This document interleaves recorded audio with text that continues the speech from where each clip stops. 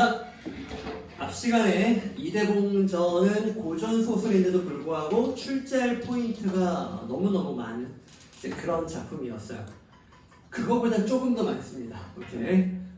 지난주에도 선생님이 예고를 했던 이 작품은 선생님이 이제 6월, 9월 평가원에 나오지 마라 하고 좀 기도하고 있는 이거 수능에 나오면 정말 대박인, 수능에 나왔으면 좋겠다 싶은 문학성이 아주 높은, 그리고 출제할 부분이 되게 많은, 그래서 이건 제대로 배운 학생과 제대로 배우지 않은 학생의 변별력이 확 나버리는 이런 작품이기 때문에 선생님이 지금 가르치고 있는 학생들한테 내가 이 작품을 가르칠 때면 항상 좀 이게 출제가 되면 제대로 배운 애들이 성적이 당연히 상대적으로 잘 나올 테니까 이렇게 출제를 기원하고 있는 이제 그런 작품이에요.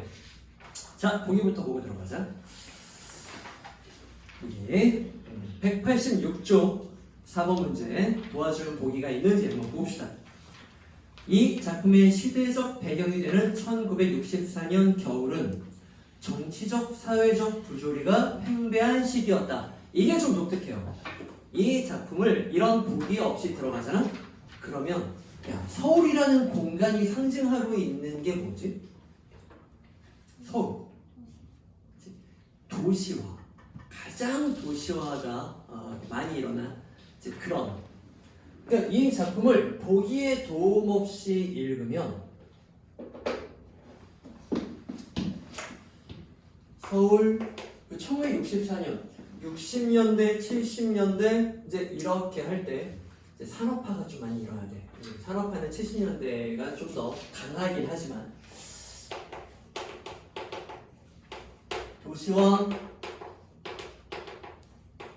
산업화, 현대 문명의 속성, 현대 문명 사회의 속성. 선생님 여러 번 말했죠? 문명이 편리하다는 건 누구나 다 알아요. 그거는 뭐 강아지도 문명의 혜택을 캠핑 가서 이렇게 따뜻한 온열 시트 해줘서 거기다 올려놓으면 강아지도 좋아합니다. 그러니까 문명이 좋다는 건 누구나 다 알아요. 그럼 지식인이 그걸 가지고 소설을 쓰겠어? 그걸 누가 읽겠어? 그렇지? 그러니까 산업화, 도시화를 쓸 때는 지식인들은 그 어두우면 도시화의 폐해, 우리가 잃어버린 것, 그게 보통 인간소의 단절감, 물신주의, 물질만 되게 중시하는, 그러니까 사람이 소외되는 거지. 인간적 정이 파괴되고. 고향은 사람들이, 젊은 사람들이 다 도시로 떠나버려요. 그럼 고향은, 농촌은 쑥대밭이 되죠. 그러니까 고향에서 더 이상 마음의 안정감을 느낄 수가 없어. 고향이 막 부귀해서 편한 게 아니라 그 따뜻한 정, 넉넉한 인심, 이런 것들이 좋았던 거잖아. 소박하고 순수하면 고향 상실감 이런 것도 많이 나오고요. 그런 것들이 가득가득 나오는 건데 지금 보기에서 뭘 말해주고 있냐면 정치적, 사회적 부조리를 말하고 있어요. 4.19 정신을, 4.19 정신이 뭐야? 자유, 독재에 저항하는 자유, 민주, 그렇지? 그리고 이제 그 외세에 너무 이렇게 의탁하려는 행동을 좀 자제하려는 어떤 자주정신, 이제 이런 것들, 그런 게 4.19 정신일 텐데, 그걸 좌절시킨 군사정부는 굴욕적인 외교를 거듭했고, 진짜 이에 항의하는 민주 인사들을 억압하였다. 그러니까 독재, 그렇지? 어떤 민중을 탄압하는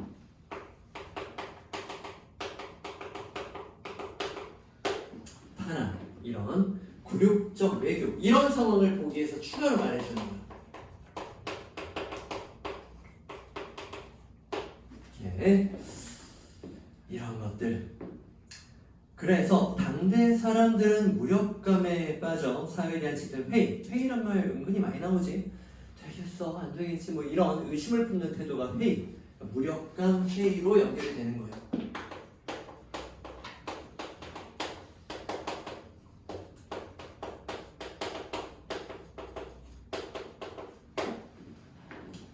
이런 시대적 배경을 더해줍니다. 정치적인 면까지 더해주는 거예요.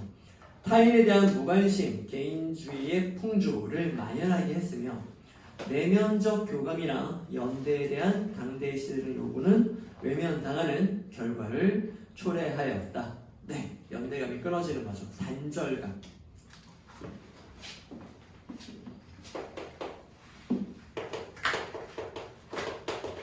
무관심,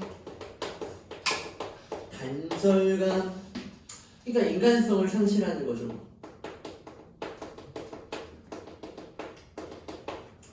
비인간적 면모, 뭐 이제 이렇게 말할 수가 있겠죠.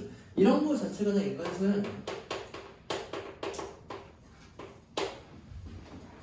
이렇게. 서울 1964년 겨울. 문학은 감각으로 표현하는 거니까 겨울의 이미지를 가지고 이 안 좋은 시대를 형상화하고 있어요.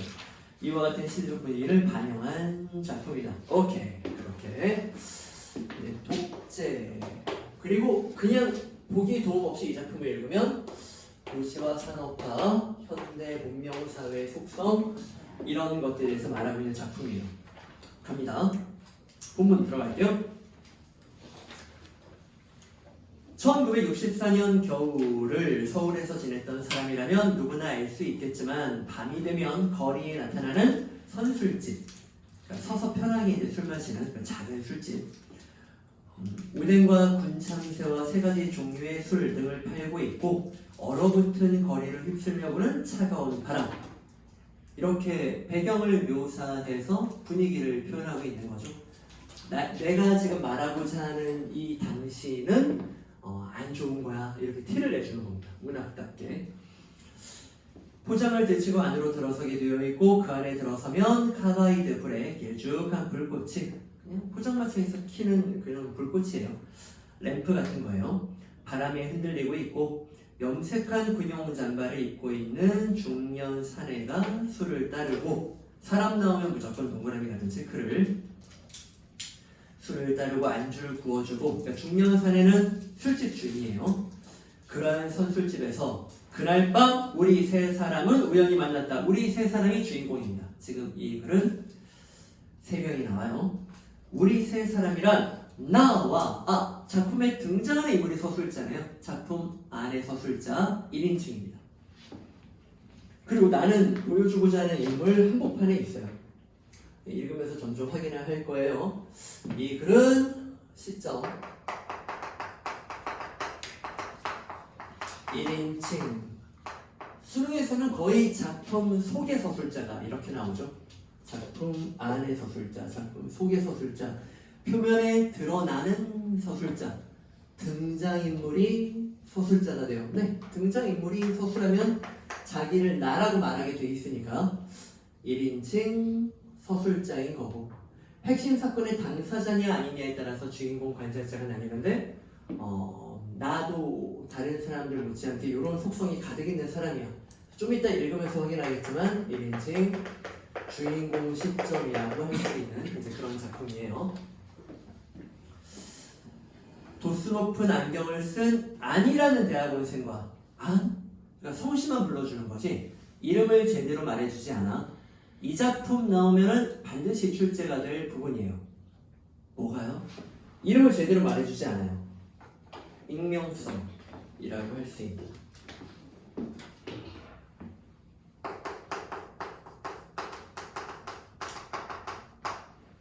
네. 인물을 나, 안, 그리고 어떤 사안에 이런 식으로 부르거든요. 오케이. 익명성으로 인물을 표현하고 있습니다. 그러니까 사람 이름을 제대로 말해주지 않는다는 것 자체가 현대 도시의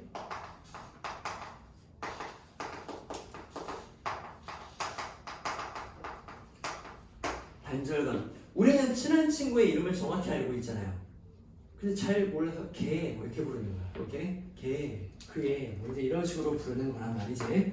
또는 그냥 이름도 잘 모르는데 부르는 변명 같은 거로나 한두 글자로나 띡띡 부르고 이런 거라면 단절감. 인간 소외.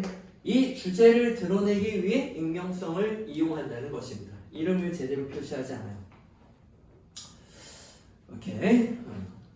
그리고 정체를 알 수 없지만 요컨대 가난뱅이라는 것만은 분명하여 그의 정체를 알고 싶다는 생각은 조금도 나지 않는, 가난뱅이라서 정체를 알고 싶지 않다는 거지.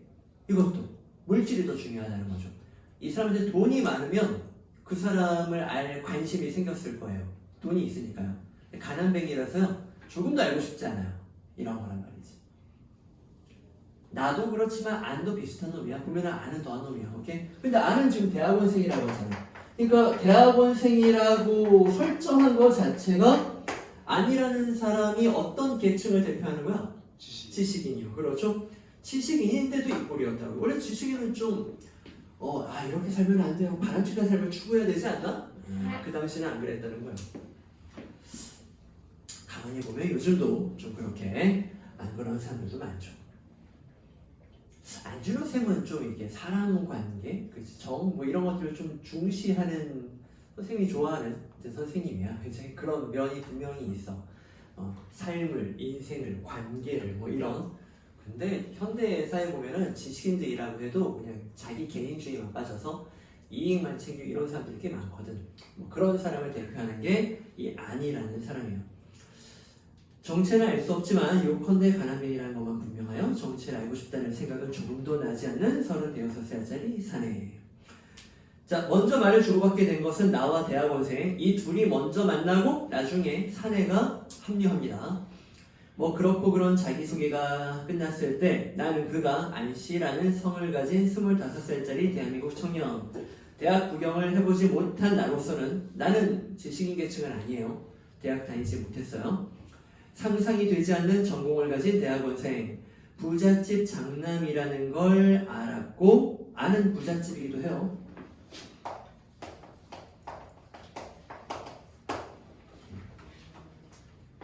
나는 그렇지 못하고요.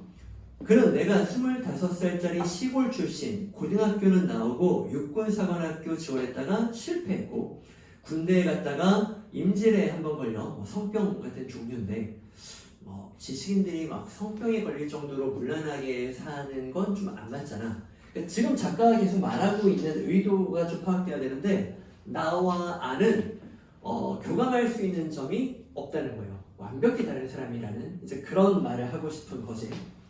나와 아는 완전 다른 환경, 그렇지? 다른 성격, 다른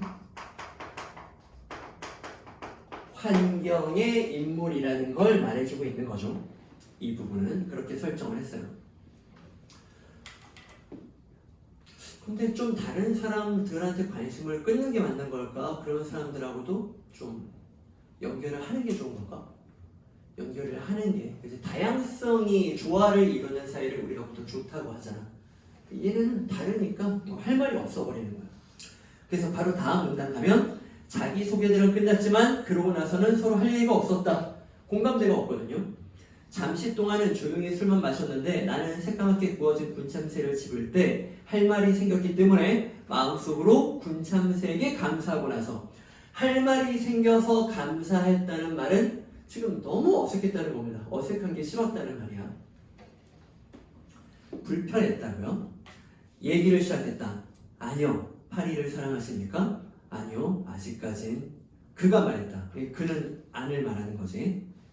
김형은 파리를 사랑하세요? 나는 김씨입니다. 김형이라고 불리는 사람이 나예요. 김형은 파리를 사랑하세요? 예. 나는 대답했다. 날 수 있으니까요. 아닙니다. 날 수 있는 것으로 동시에 내 손에 붙잡힐 수 있는 것이니까요. 날 수 있는 것으로서 손 안에 잡아본 적이 있으세요?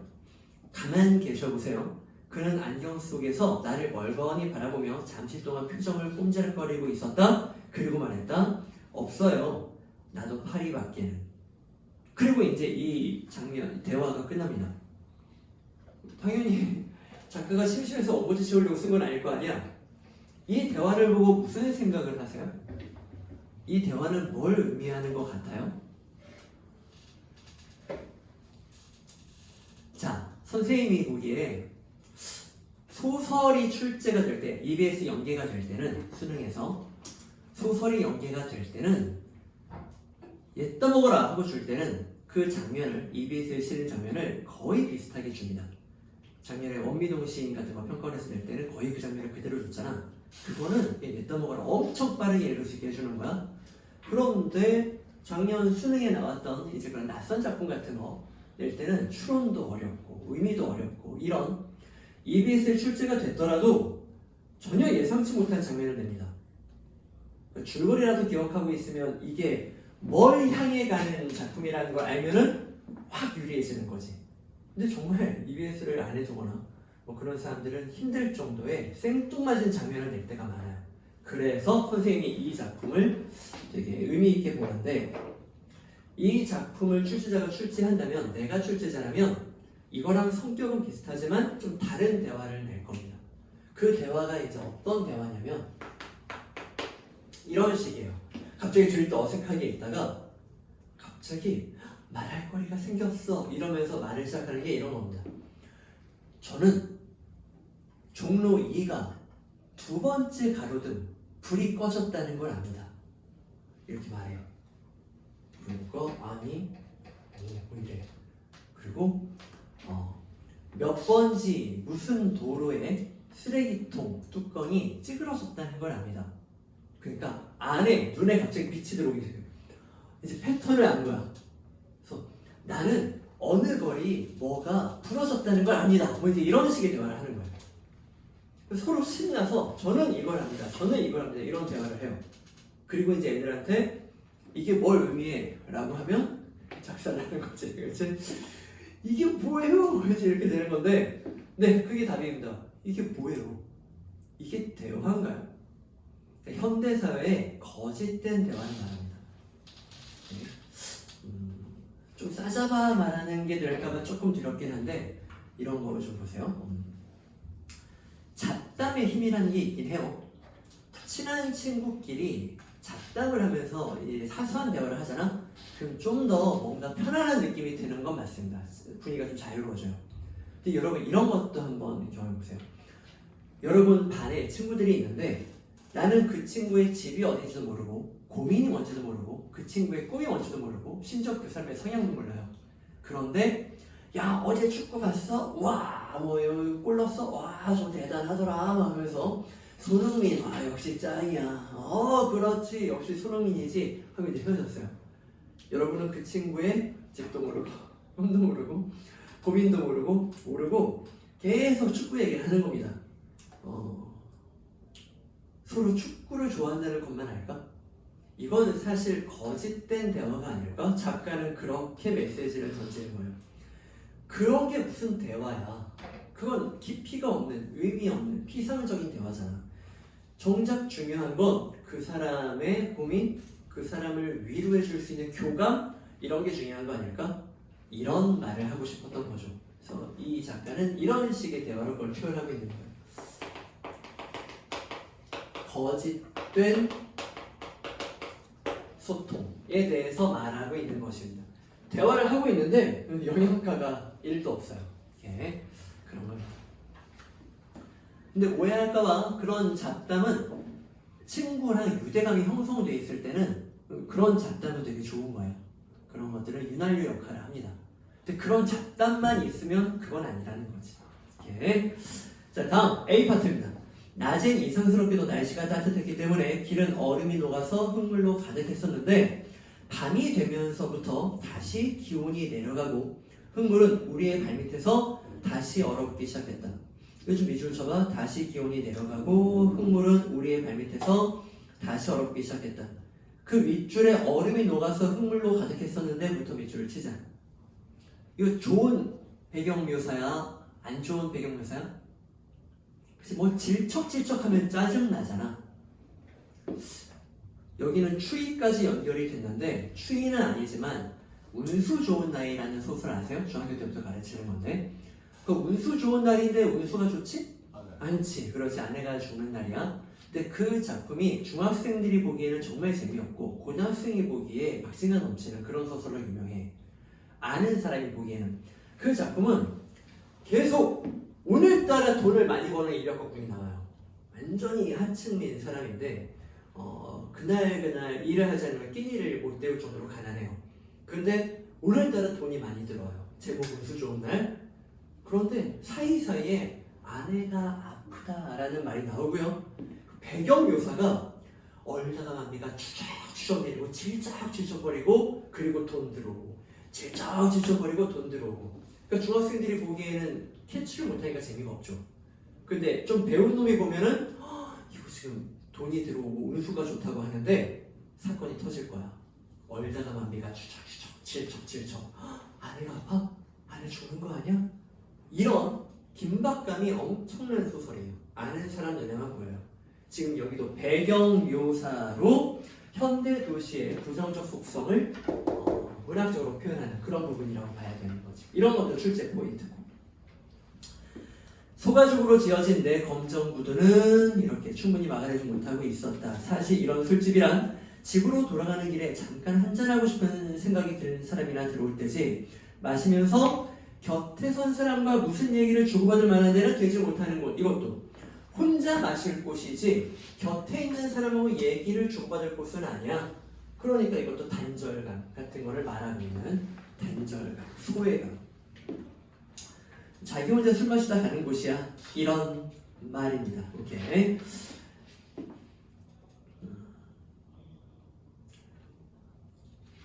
B까지 다 읽고 한번 볼까요? 중략 부분 줄거리 갑니다. 의미가 없는 대화를 주고받던 나와, 아유 힌트를 줬네요. 아까 대화는 아무런 의미가 없다가 의미였다고요. 작가가 말하고 싶은 의미. 현대 도시인들은 정말 의미 없이 쓸모없는 대화를 해 소통을 안 하고 있다 봐야지. 나와 아는 외교원 일을 하는 사내를 만났다. 외교원 외판원이라고도 하는데, 옛날에는 팔 거를 사람들이 들고 다니면서 책 같은 것도 무슨 전집, 요즘은 인터넷 시대라 컴퓨터 다 있으니까. 근데 옛날에는 집에 책 시리즈가 있으면 좀 있어 보였어요. 그래서 뭘 팔고 다녀요. 약 같은 것도 건강에 좋은 겁니다. 사세요. 직접 발로 뛰고 초인종을 누르면서 영업을 하고 다니는 사람들이 있었어요. 그런 일을 하는 사람이야.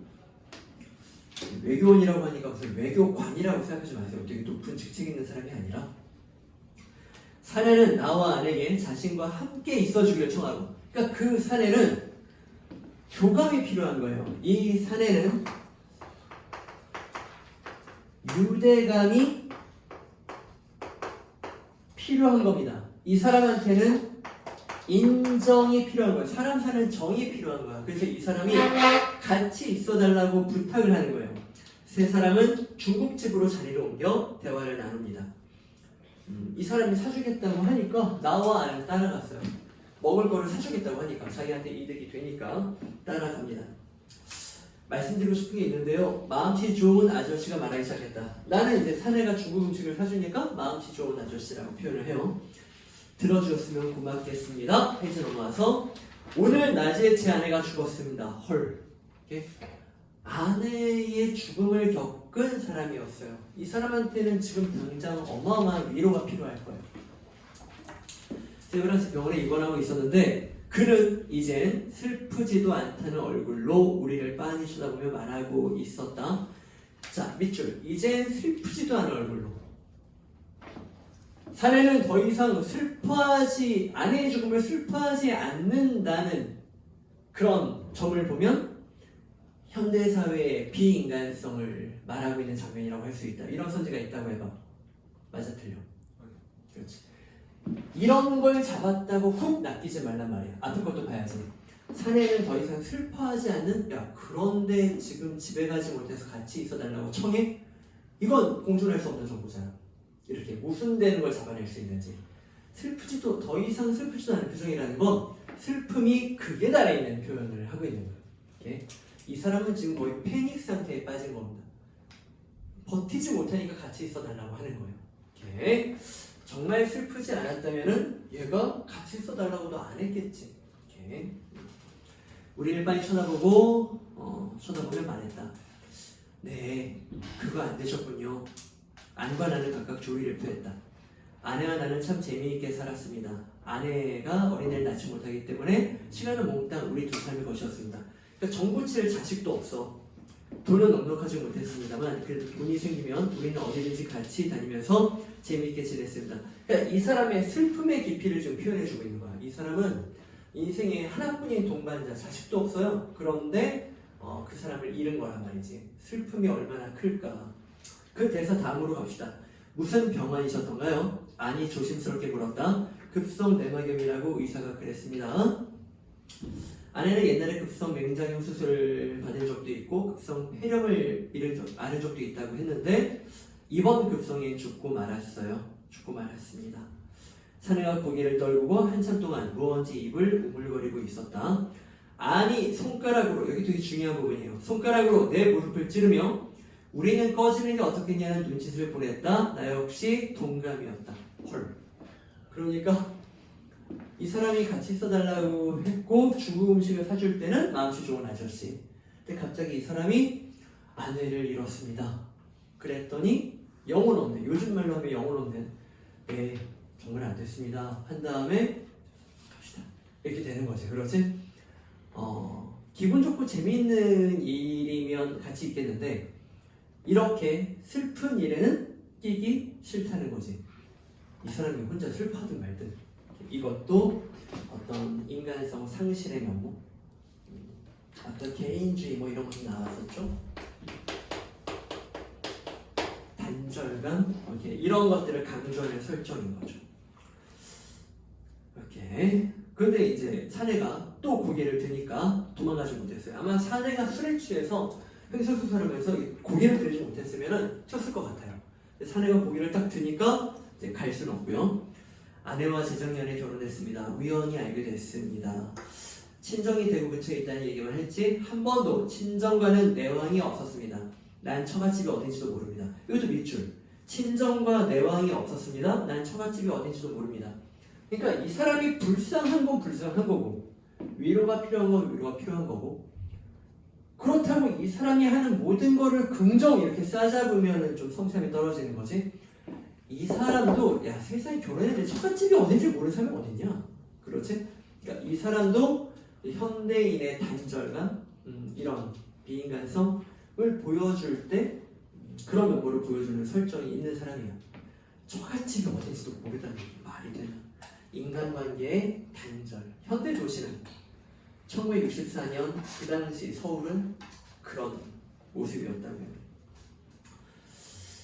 이렇게 한 세 줄 내려가서 아내의 시체를 하고 시작하는 대사 읽어보겠습니다. 아내의 시체를 병원에 팔았습니다. 충격적인 장면이에요. 아니 그렇게 사랑하는 아내였다며. 근데 아내의 시체를 병원에 팔았어요. 오늘날처럼 숭고한 목적으로 본인이 난 죽으면 내 몸의 신체가 다른 사람을 살리는 데 쓰였으면 좋겠어. 신체 기증각서 이런 얘기가 아닙니다.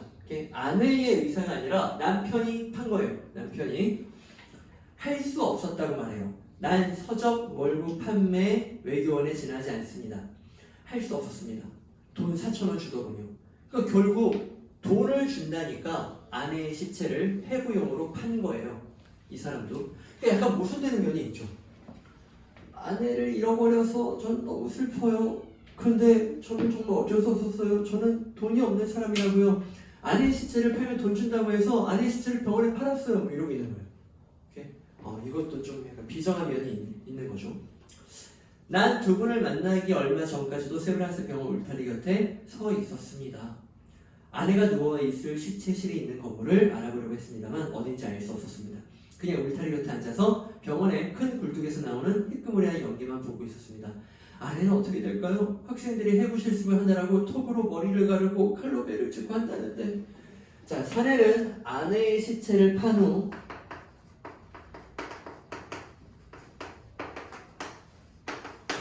판매한 후 지금 이 사람의 심리는 뭘까요? 죄책감이죠. 그렇죠? 대단히 복합적인 감정을 그려내고 있어요. 이렇게 돈을 준다니까 사랑하는 아내 시체를 팔았는데 그 다음에 얘는 견딜 수가 없는 겁니다.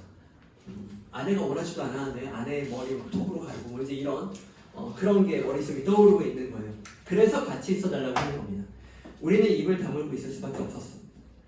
사환이 심부름꾼인데 여기서는 중국집 심부름꾼을 말하는 거겠죠. 단무지와 파가 담긴 접시를 갖다 놓고 나갔다. 기분 나쁜 얘기를 해서 미안합니다. 다만 누구에게라도 얘기하지 않고는 견딜 수가 없었습니다. 얘는 위로가 필요한 거야. 한 가지만 의논해 보고 싶은데 이 돈을 어떻게 하면 좋을까요? 저는 오늘 저녁에 다 써버리고 싶은데요. 자, 아내의 시체를 판매한 후에 죄책감이 어떻게 연결되냐면 이 판매한 다음에 돈을 받았을 거 아니야. 돈을 없애고 싶은 거예요. 그러니까 돈이 없어 아내의 시체를 팔았는데 이 돈을 가지고 있기가 이제 견딜 수가 없는 겁니다. 그래서 돈을 빨리 써버리고 싶어요. 이게 이제 그 다음 사건까지 연결되는 개연성이 되는 거죠. 이 돈을 빨리 쓰는데 같이 좀 있어주지 않으시겠습니까? 라고 했더니 이 이기적인 놈들이 그 돈을 같이 쓴다는 거니까 자기들은 손해볼 게 없잖아. 그러시죠가 된 거예요. 이렇게 원래는 튀고 싶었는데 돈을 쓰겠다니까. 쓰십시오. 아니요, 대답했다. 이 돈이 다 없어질 때까지 함께 있어 주시겠어요? 그러니까 이 사내는 어떻게 보면은 그렇다고 돈 없다고 지 아내를 파냐? 그리고 결혼했는데 지쳐가지고도 모른다는 게 말이 되냐? 욕먹을 짓을 한 것도 맞지만 이 사람이 지금 대단히 위로가 필요하다는 것도 맞아요. 그거는 공존할 수 있는 내용이에요. 오케이. 한심한 면도 있지만 위로가 필요한 불쌍한 사람인 것도 맞다. 우리는 얼른 대답하지 못했다. 얘는 지금 도망가고 싶었거든요. 함께 있어 주십시오. 우리는 승낙했다. 멋있게 한번 써봅시다. 사내는 우리와 만나는 처음으로 웃으면서 그러나 여전히 힘없는 음성으로, 그러니까 어떤 복합적인 그런 면모예요. 돈을 빨리 쓰고 싶고 같이 있어 주겠다는 사람이 있으니까 웃음도 나오지만 그렇지만 힘은 없어요. 오케이. 슬픔도 있겠고 아까 보기에서 말한 현대인의 무력감 이런 걸 표현하는 그런 부분이기도 하겠죠. 오케이. 페이지 넘어와서 중국집에서 거리로 나왔을 때 우리는 모두 취해 있었고, 자, 공간 바뀌었어요. 거리로 나왔을 때도 두 줄짜리 밑줄. 돈은 1,000원이 없어졌고 사내는 한쪽 눈으로는 울고 다른 쪽 눈으로 웃고 있었고 사내의 복합적인 또 불안정한 심리를 볼 수 있죠. 애써 웃으려고 하는데 슬픔이 한쪽에 사라지지 않고 있어요. 아는 도망갈 고민을 하기에도 지쳐버렸다고 내게 말하고 있었고, 이런 사람을 두고 도망갈 생각만 하고 있다니 계속 비인간적. 네. 타인이 슬프다는데 거기에 너무 무감각한 그런 모습을 보이고 있는 거죠. 나는 악센트 찍는 문제를 모두 틀려버렸단 말이야. 악센트 말이야 하고 중얼거리고 있었고, 그러니까 얘도 사내하고는 전혀 상관없는 지 얘기만 하고 있는 거예요. 이것도 타인의 슬픔에 무감각한 그런 이기적인 비정한 모습을 표현하고 있고요. 거리는 영화 광고에서 본 식민지 거리처럼 축번해서랬고, 식민지 거리처럼은 보기가 없었다면 그냥 부정적인 느낌일 뿐 이렇게 되겠지만 아까 보기가 있었잖아?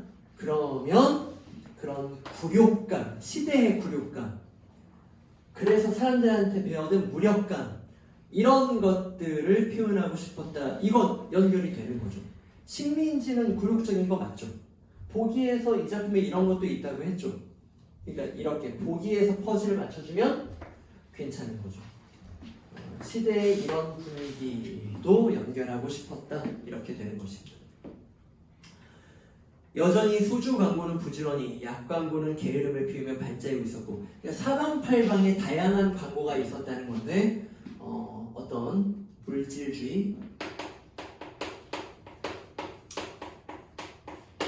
상업화, 그러니까 사람들한테 돈 뜯어낼 이제 그런 것만 사방팔방에 가득하지 진정 위로가 필요한 사람한테 위로를 줄 수 있는 건 없네요. 전봇대 아가씨는 그저 그래요 라고 웃고 있었다.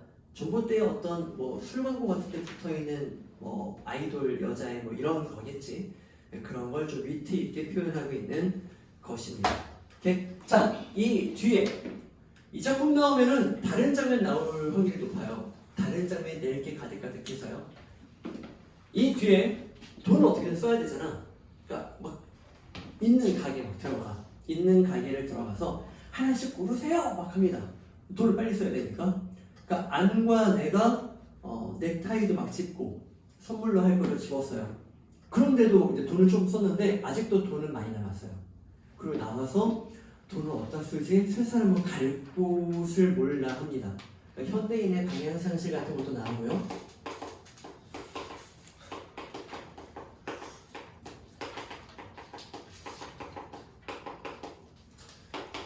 그러다가 되게 충격적인 장면이 뭐냐면 뭐 하지? 뭐 하면서 시간을 보내지?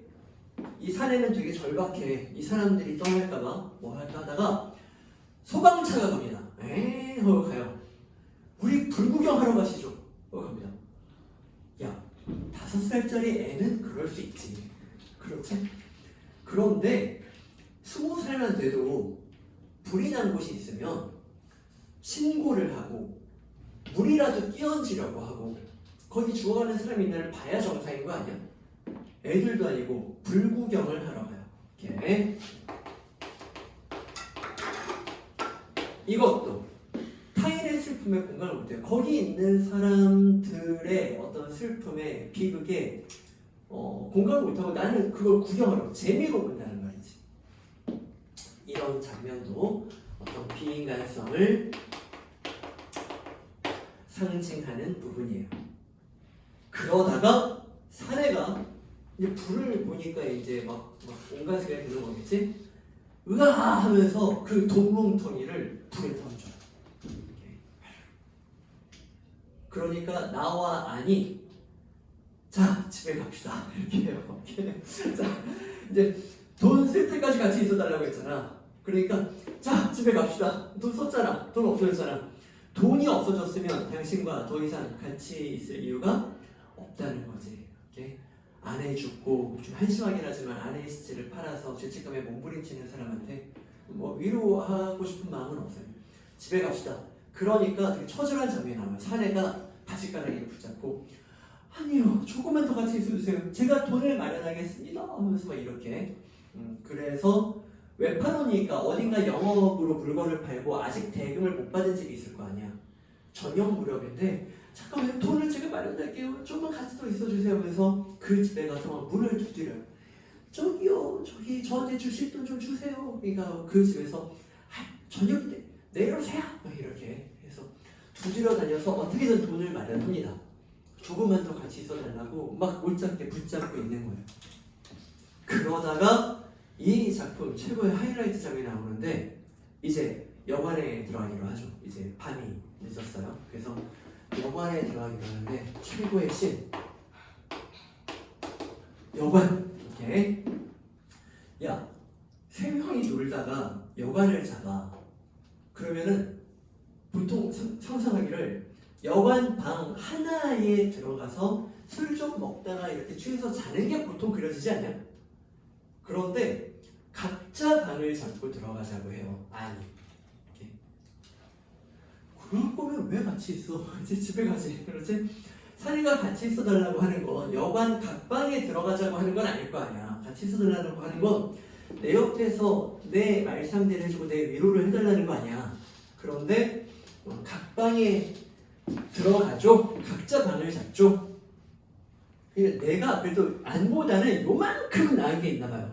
아니 또 같은 방에 들어가는 게 낫지 않을까요? 내가 그렇게 말합니다. 그리고 사내가 같이 있고 싶습니다. 이렇게 사내는 지금 이게 고개 숙이고 죄인처럼 말도 분명히 못하고요. 같이 있고 싶어요. 이렇게 말을 해. 그러니까 아니요. 각자 방에 들어가는 게 나을 겁니다. 아니 같이 있고 싶다는데 각자 방에 들어가는 게 그게 좋을 거예요. 이렇게 말을 해. 아니 얘가 같이 있고 한 방에 있고 싶다는데 아니 그렇게 말해. 그러니까 나도 같이 있는 게 낫지 않을까요? 이렇게 말하는데 아니 그러면 두 분이서 같이 계세요. 그러니까 나도 그런 부담을 싫었던 거지. 셋은 괜찮은데 이 사람과 1대1로 얘를 챙겨주기는 싫은 거야. 각자 방을 잡죠. 이렇게 해서 각자 방으로 들어갑니다. 이렇게 여관에서 각 방을 씁니다. 그러면서 정말 멋있는 문학적 표현이 나오는데 길거리가 여관보다 오히려 우리는 더 가까웠을지 모른다. 이런 말이 나와요. 맞죠? 길거리는 그래도 같이 걷기라도 했잖아요. 근데 여관은 각방, 벽으로 단절된 각방으로 들어간 거잖아. 그래서 길거리가 여관보다 더 가까웠다는 역설법이요. 이렇게 어떻게 여관에 들어갔는데 더 길거리보다 거리가 멀어질 수가 있지? 뭐 이런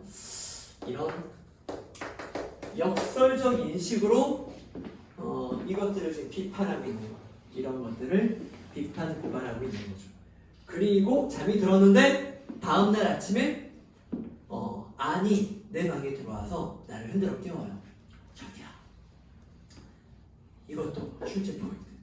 근데 이거 내면 진짜 출제자가 이거 내 문제가 아니라 여기서 이 문제 내고 싶은데 하는 뭐 이제 그런 소설이야.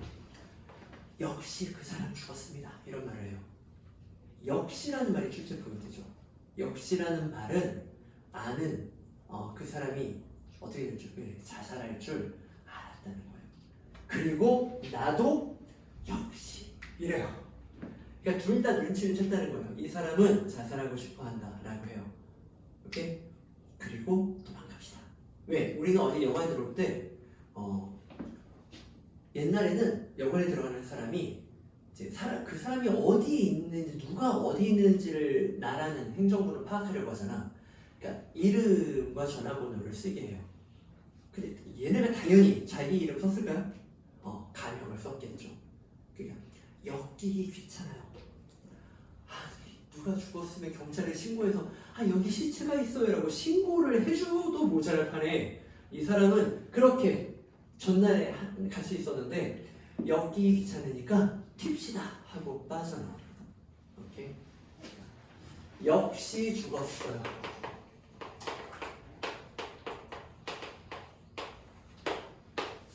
이렇게 튑시다 이렇게 말해요. 거기에 또 문학성이 높은 그런 부분이 나오는데 역시 이러고 있어. 그러고 있는데 개미가 걸어옵니다. 오케이. 나는 여관 바닥에 개미가 걸어오는 걸 보는데 개미가 내 발을 물까봐 발을 이렇게 빼는 장면이 나와요. 이렇게. 개미가 발을 물까봐 피하는. 뭘 상징할까요? 주제를 보세요. 뭘 상징할까요? 엮이기 싫다요. 지독한 개인주의. 그렇지? 그렇게 슬퍼하던 사람, 밤새 같이 있었던 사람, 그 사람이 자살을 했는데도 경찰에서 사정을 진술해주는 것 자체를 귀찮아하는 지독한 개인주의. 개미가 물 것 같은 거 피하는 것 자체가 나 엮이기 싫어하는 심리를 말해주는 거지. 그리고 길거리에 둘이 나와요. 이제 아침이에요. 가다가 아니라는 사람이 우리 몇 살이죠? 이런 말을 해요. 25이요. 이거 동갑이었잖아. 25 같지가 않아 라고 말하면서 나는 버스를 타고 가는데 안이 이렇게 생각에 빠진. 그러니까 이게 긍정적일지 모르겠지만 안도 나름대로 요만큼의 성찰을 하고 있는 겁니다. 지금 자기가 25살 젊은 나이에 정상적인 사람 같지가 않다는 거지. 마치 세상 다 산 것처럼 모든 걸 귀찮아하는 이런 무력감이 이 25살 우리한테 과연 적합할까? 라는 성찰을 한마디 딱 던져주면서 작가는 엔딩. 기가 막힌 작품입니다. 오케이? 다른 작품하고 레벨이 다르지 않아요? 출제하기를 반드시 바라보는 작품이고 잘 공부해 주시기를 바라요. 오케이? 오늘 수업 여기까지 합니다. 수고하셨습니다.